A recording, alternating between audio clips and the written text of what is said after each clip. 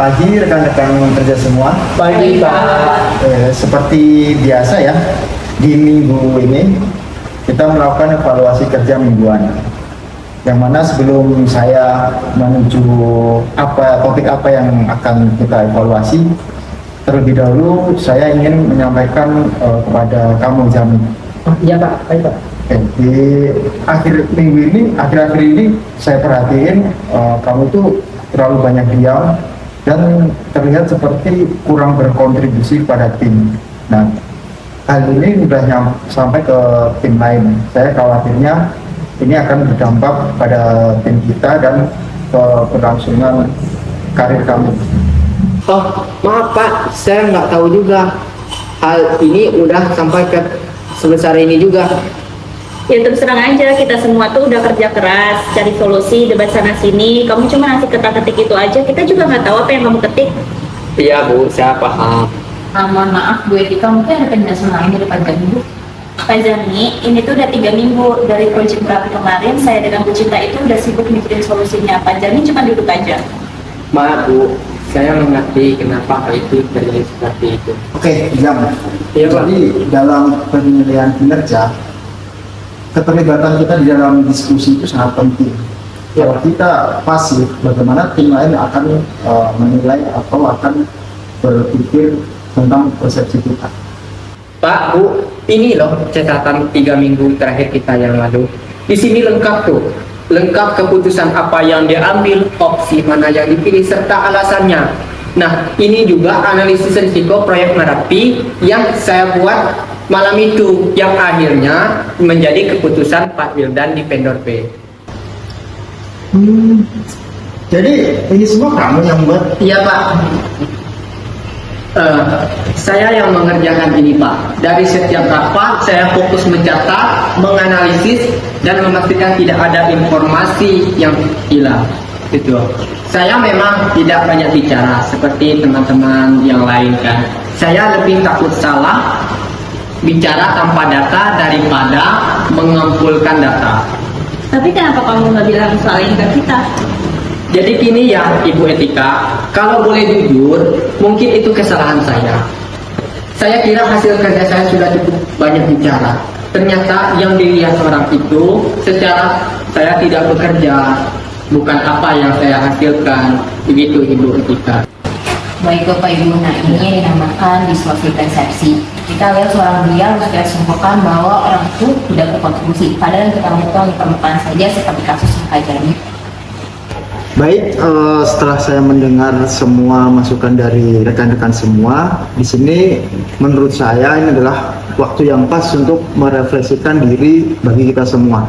Ini bukan hanya sekedar tentang Jami, tapi ini adalah bagaimana kita semua ini bisa membangun persepsi antara satu dengan yang lainnya. Lantas, bagaimana bisa perbedaan persepsi ini terjadi di lingkungan organisasi kita? Kalau menurut saya itu karena kita mengisi kekosongan informasi dengan asumsi sih Pak. Nah, contohnya kayak kita nggak tahu nih apa yang orang lain lakukan, kita langsung mengisinya dengan tafsiran kita sendiri. Contohnya tadi ya kasusnya Pak Jami dia nggak banyak bicara, itu kita langsung pastikan dia tuh pasif. Padahal kan diam itu berarti banyak hal ya Pak. Gitu sih. Dan kita juga cenderung menilai apa yang terlihat, tetapi bukan yang di sebaliknya, dan itu termasuk salah sih. Oke, jadi menurut kalian faktor apa saja yang mempengaruhi persepsi seseorang terhadap rekan kerjanya? Jadi begini ya Pak Wildan. Sebenarnya kalau menurut pandangan saya ada 3 faktor. Yang pertama cara kerja dan kepribadian saya. Nah, saya itu orangnya introvert. Kenapa? Saya lebih bekerja dalam keadaan diam. Nah, yang kedua ekspektasi budaya lingkungan. Kenapa? Di sini kalau saya lihat suara yang vokal itu yang dianggap aktif. Nah, yang ketiga menurut saya kurangnya komunikasi antara proses kerja kita masing-masing. Benar. Ditambah lagi kita tuh juga punya stereotip yang dimana kita tuh kalau tidak angkat bicara dalam rapat itu bisa dianggap kalau kita tuh nggak punya ide, dan ternyata itu nggak selalu benar gitu. Nah, kalau saya amati semua yang rekan-rekan sampaikan tadi kan merupakan distorsi persepsi ya. kalau di lingkungan kita atau yang terjadi di saat ini di perusahaan kita, distorsi persepsi apa aja yang ada? Kalau menurut saya sih ada 3 ya Pak. Yang pertama itu namanya ada halo efek terbalik. Jadi kan Pak Jami itu diam, dia banyak bicara. Jadi semua aspek kontribusinya kita anggap itu negatif. Terus yang kedua itu ada namanya stereotyping. Jadi kita samakan diam itu berarti tidak berkontribusi. Padahal kan bukan begitu ya Pak. Terus yang terakhir itu kita bisa sebut namanya selective perception.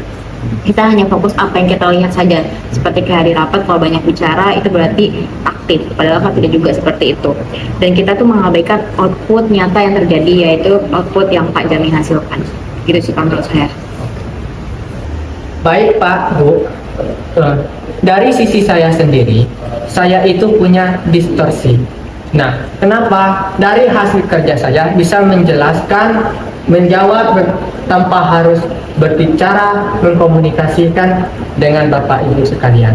Karena itu ada hal yang bentuk bias kalau menurut saya, Pak. Oke, saya rasa kita memasuki babak yang paling penting ya di sini. Sampai di sini sebagai organisasi apa yang bisa kita lakukan ke depannya agar meminimalisirkan kesalahan persepsi.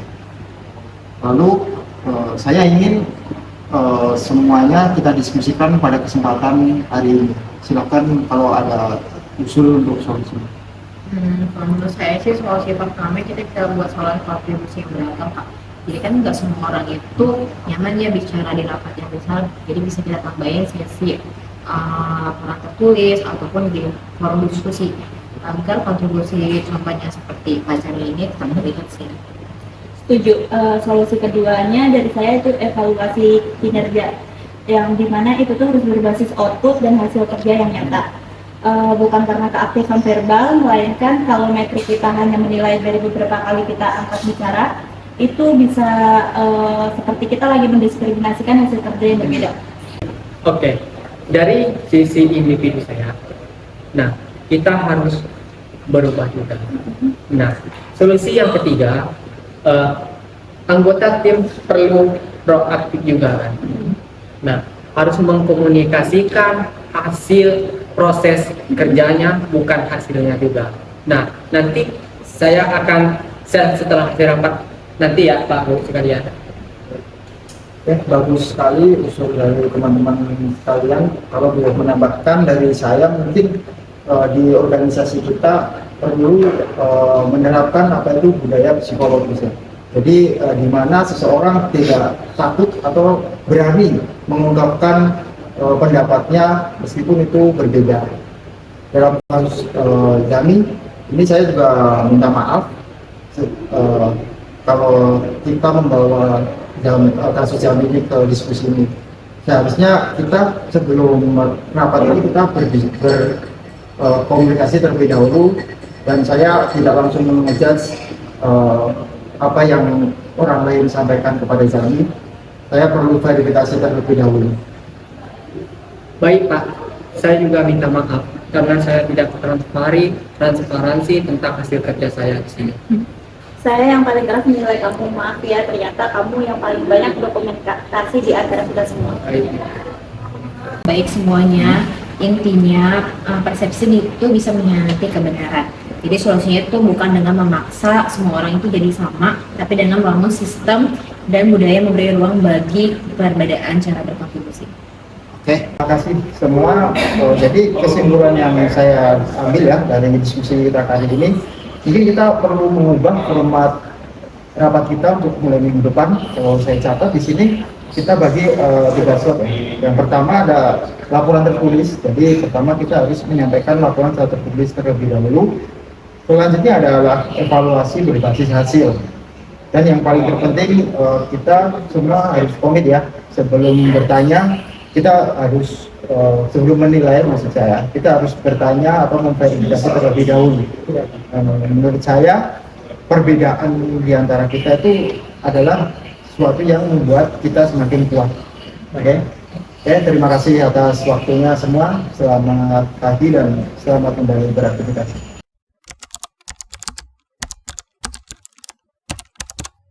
Halo, nama saya Etika Saputri. Saya akan menjawab pertanyaan nomor 1. Mengapa terjadi perbedaan persepsi? Karena perbedaan persepsi terjadi karena setiap individu menafsirkan informasi atau peristiwa yang sama melalui filter yang berbeda yang dibentuk oleh faktor fisiologis, pengalaman masa lalu, dan kondisi spesiologis serta latar belakang budaya, tingkat pengetahuan, serta pandang pribadi masing-masing. Halo, saya Muhammad Ildan Brilianto ingin menjawab pertanyaan nomor 2. Faktor-faktor apa aja yang mempengaruhi persepsi? Menurut saya ada beberapa faktor. Di antaranya adalah kepribadian. Apakah individu itu termasuk introvert atau extrovert? Yang kedua ada budaya tim. Yang selanjutnya ada ekspektasi norma verbal. Dan yang terakhir adalah kurangnya komunikasi proses kerja.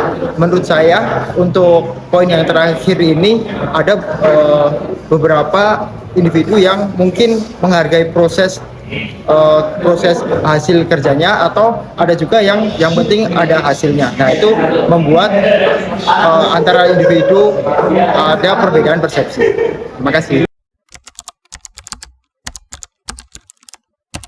Apa aja sih distorsi persepsi yang muncul? Yaitu ada 3. Yang pertama ada halo efek terbalik. Kita sering banget kan ngelihat ada orang yang tidak banyak bicara dalam rapat, semua aspek kontribusinya itu dianggap negatif. Yang kedua ada stereotyping. Kita menganggap sama bahwa diam itu tidak berkontribusi. Yang terakhir ada namanya selective perception, yaitu kita hanya melihat perilaku verbal saja.